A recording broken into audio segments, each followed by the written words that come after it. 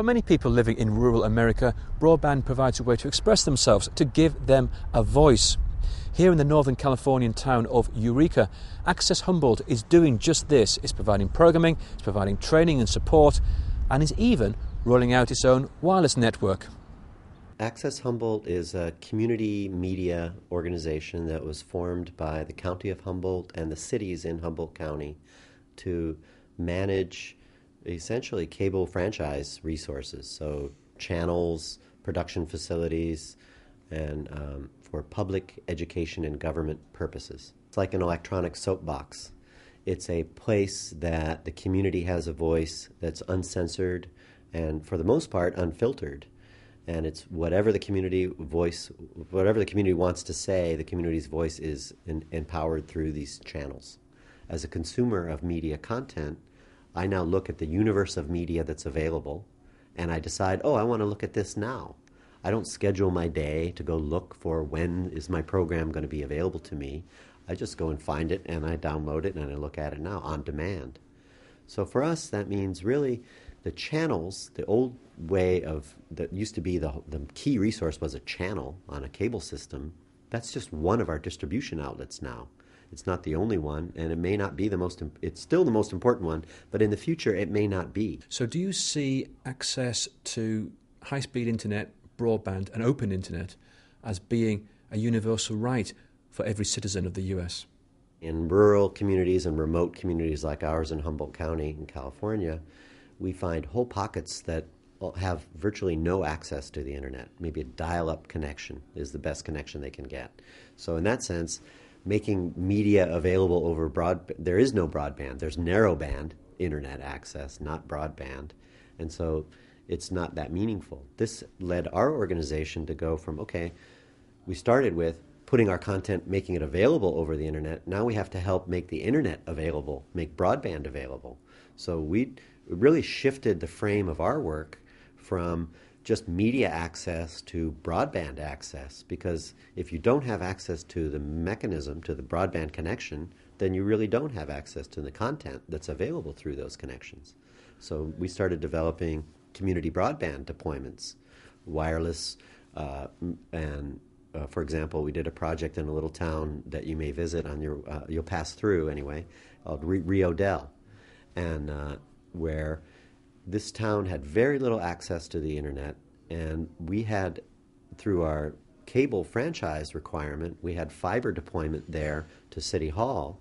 So we did a wireless, a Wi-Fi deployment where the City Hall, the library, the fire station, we created an free internet access for the public there.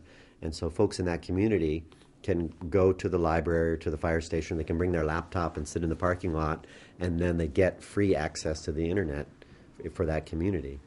One of the things that we have found, unfortunately, is the more that you do build it yourself, and in our case, building it ourselves means partnering with we have private companies that want to see it happen, so they're helping either with donations of equipment or cash or otherwise helping. We have public agencies like a local government that wants to see it happen. A lot of times they have a hard time partnering directly because you have procurement laws and issues about the mechanisms of a public bureaucracy and a private enterprise working together. So we're a nonprofit, so we sort of facilitate the partnering between private interests and public interests and design, we call them social enterprise model, where we take the incentive that the private sector has and the essential service sort of role that public agencies have, and we put them together and design a process to build these things. So what we find, though, is we're under the radar from the private providers. What occurs is if we are too successful, the AT&Ts of the world, the large commercial providers would say, you're taking business away from us. So even though they weren't providing the service and it wasn't economic for them to do it, they have gotten legislation in place that prevents public agencies from doing the service directly. We actually had a law in California that prohibited a local government from providing internet access to their residents. And it was written by industry basically to prevent us from doing it for ourselves. So we sort of have to involve ourselves in policy just to even protect our ability to do our own thing. We're ready to do things with our own resources, and we had to basically get protection to keep private industry from hobbling us. And you see this across the country. There's state legislation that prohibits a city from providing broadband service. Why? And the rationale that the industry provides is, well, because it's unfair competition, unfair to have the public government competing with the private sector.